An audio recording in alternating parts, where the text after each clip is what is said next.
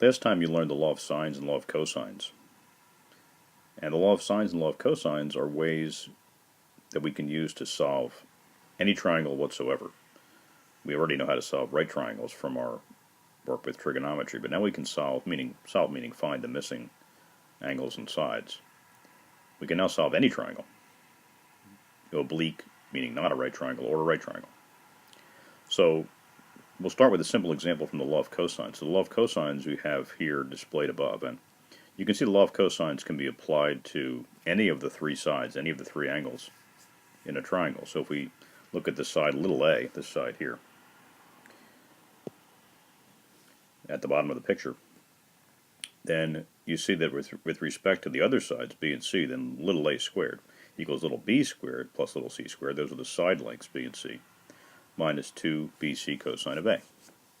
And the same thing applies to b, second line, and the same thing applies to c. So if you think about the cases where the law of cosines applies, those cases would be, first of all, side, where all three sides were known. So the case where all sides were known.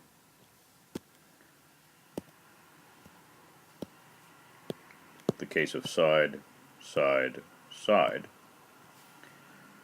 is a case in which we can use the law of cosines. If we have all three sides, we can find one of the missing angles, and by using the appropriate form of the law of cosines, we can find, for example, if we knew A, B, and C, we could find the angle A, then we could kind of rearrange those terms to find the angle B, and etc. to find the angle C. So if we knew all the sides, we would then be able to use the appropriate form of the law of cosines, one of these three forms, to find the missing angles. In fact, all we have to do is find two of the missing angles, and then we would be in good shape because the sum has to be 180, so 180 degrees rather. So the law of cosines can be applied in the case of side, side, side. How about the case of side, angle, side? In the case of side, angle, side, we can also apply the law of cosines, because in that case we'll have two sides and the angle included between them, and we can apply one of these three appropriate, or the appropriate of one of these three forms of the law of cosines, and then we'll be in good shape. So the cases where the law of cosines applies are the case of side, side, side, and side, angle, side. But what about the case of angle, side, angle, side, angle, where we have, let's say, we know the angle B, let's say, we know the angle A, and we have the side little c in between. Does that give us enough information to use the law of cosines? Well, it doesn't, because to use the law of cosines, we need to know about at least two of the sides, and here we only know about one of the sides. So the law of cosines has limits. It's not helpful in the case of angle, side, angle.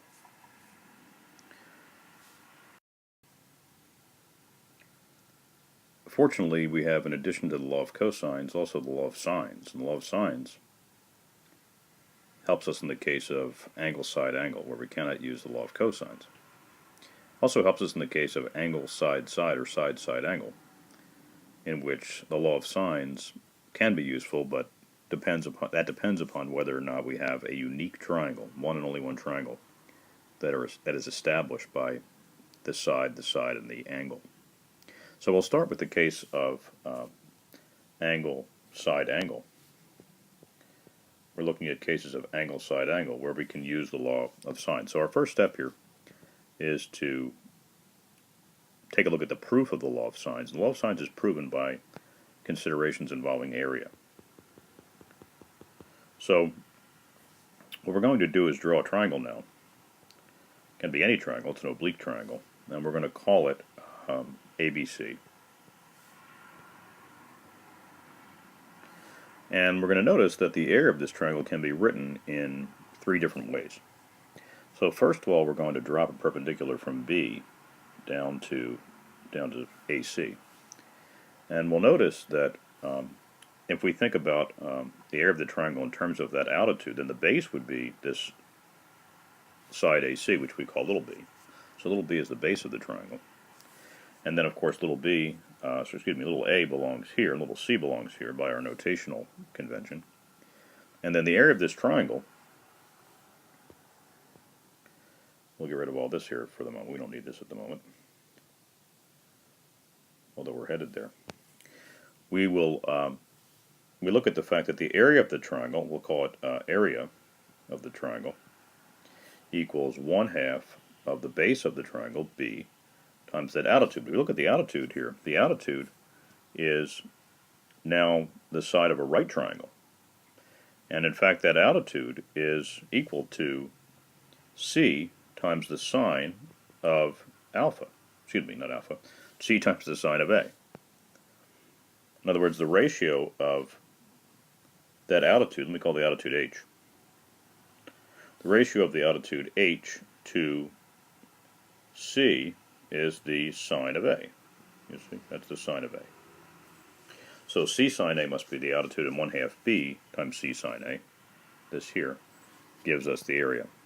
And we can make the same argument if we look not at the angle a, but at the angle c, and we drop an altitude to side little a, or an altitude to the side little c. If we carry out the same procedure, we will get all three of the relations here in this first line. The area can be expressed in those three different ways. And so multiplying that expression, of course these are all equal because they're all equal to the same area, multiplying that expression through by 2 over ABC, you get the law of sines. The law of sines is here. So the law of sines really is a consequence of the fact that the area of that oblique triangle can be written in three different ways. So to do a few computations now, we'll start with a case where we have a very simple triangle and where we know really what the missing part should be, just to verify that this all makes sense. And this is a problem we can do by hand. We know what the answer should be, and will help us to verify or see how these laws of sines and cosines work. So here what I have is a triangle that is equiangular. It's equiangular. And we know if a triangle is equiangular that it must be equilateral. So we know we have an equilateral triangle.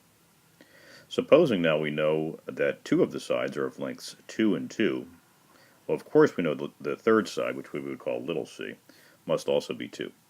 So with this much is obvious. But let's try to apply our laws of sines and cosines and see what we get to make sure this makes sense. So first let's think about the law of cosines, which we can use because we have a side and the included angle. Included angle, of course, is a 60-degree angle. So applying the law of cosines, we have c squared equals 2 squared plus 2 squared minus 2 times 2 times 2 times the cosine of a. But the cosine of a, of course, is the cosine of 60 degrees, and the cosine of 60 degrees is 1/2. So we know that this term here is equal to 1/2. So we'll replace that with 1/2. We'll get rid of that. We'll replace that with 1/2. Or equivalently here, we'll divide by 2. So we'll take this, we'll divide by 2. And then what we have is 2 squared, 4, plus 4. And then we're subtracting, well, two of these 2's drop out, minus 4. And so we get c squared equals 4. So that means that c must be 2. So just a very simple case showing how the law of cosines works. Now we could also then apply the law of sines to find, for example, the angles A and B. Now of course we know what they are, but we can use the law of sines now to make sure that we understand just how it works and to verify that it will be correct. So now returning to the same situation, or continuing with the same situation, we would like to use the law of sines now to find the missing angles. Well, I say missing, of course we know what they are, but we expect them to be 60 degrees.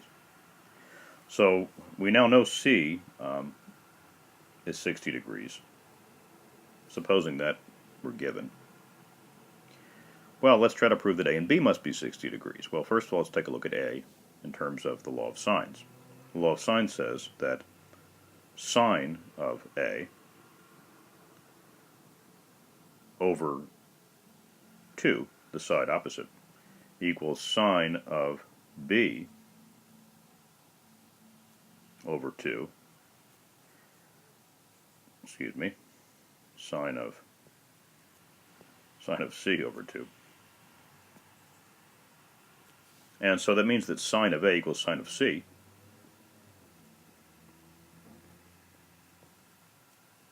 And that means A and C are the same measure. And so, since C is 60 degrees, then so is A. So the law of sines works quite nicely in this case.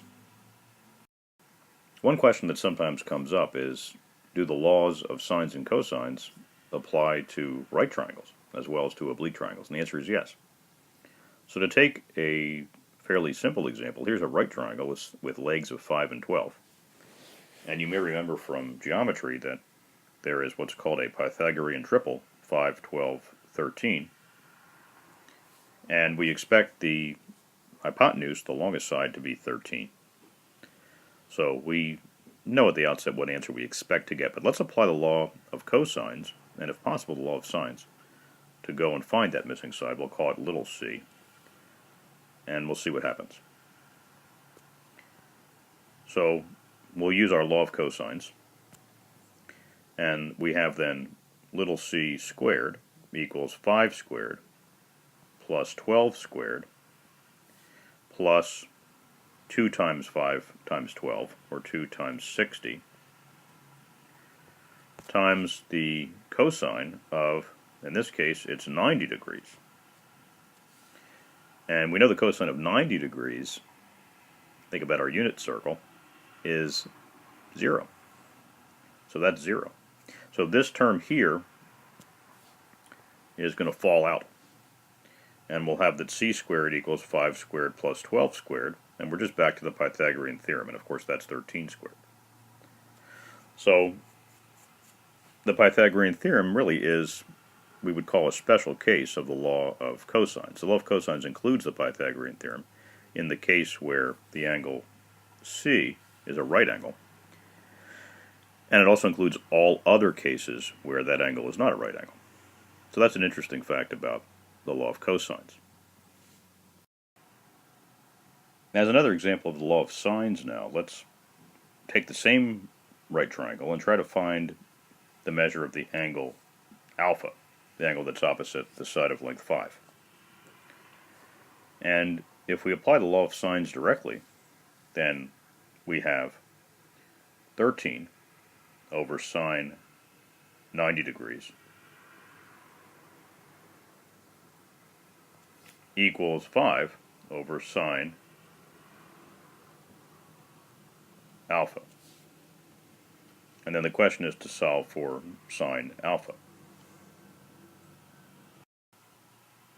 So now we're faced with the equation 13 over sine 90 degrees equals 5 over sine alpha.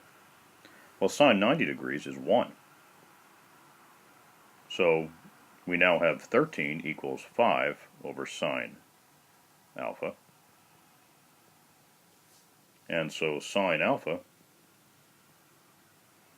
equals 5/13, which of course we recognize from the basic definition of the sine. And so alpha must be the inverse sine of 5/13. And of course we know how to find that. So we find by using our calculator that inverse sine 5/13 is approximately 22.62 degrees. And this makes perfectly good sense in terms of our triangle, which we know has sides of 5, 12, and 13. To make that triangle a real triangle there.